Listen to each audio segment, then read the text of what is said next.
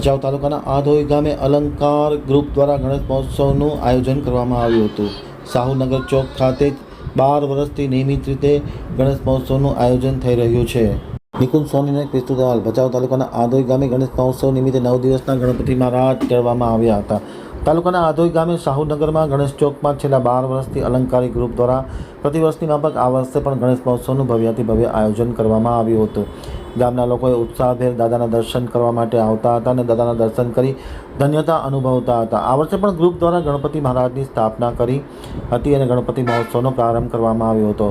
નવમા અને છેલ્લા દિવસે વૈદિક મંત્રોચ્ચાર સાથે હોમ હવન કરવામાં આવ્યા હતા। આરતી અને મહાપ્રસાદનું પણ વિશેષ આયોજન કરવામાં આવ્યું હતું। ત્યારબાદ સાંજના સમયે દાદાનું વિસર્જન કરવામાં આવ્યું હતું।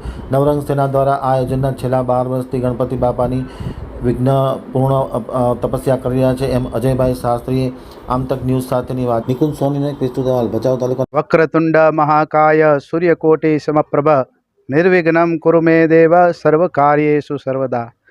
બધાના મનોરથ પૂર્ણ કરવા ગણેશ ચતુર્થીથી આરંભ કરી અને આજ દિવસ સુધી એટલે કે ટોટલ 9 દિવસ સુધી આપણે અહીંયા ગણપતિ મહારાજ આધોઈ ગામની અંદર બિરાજમાન રહ્યા છે। આજે સાંજના સમયે ગણપતિ મહારાજનું વિસર્જન થશે।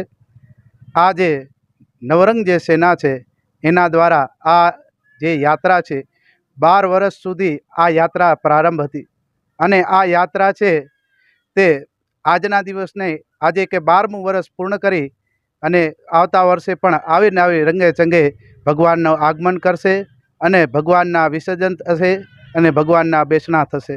આવી રીતના જે આ યાત્રાની અંદર બધા જ આધોઈ ગામના લોકો છે તે સાથ સહકાર સાથે ભગવાનને વાતે ગાતે બોલાવે છે અને બાને વાતે ગાતે ભગવાનનું વિસર્જન કરે છે।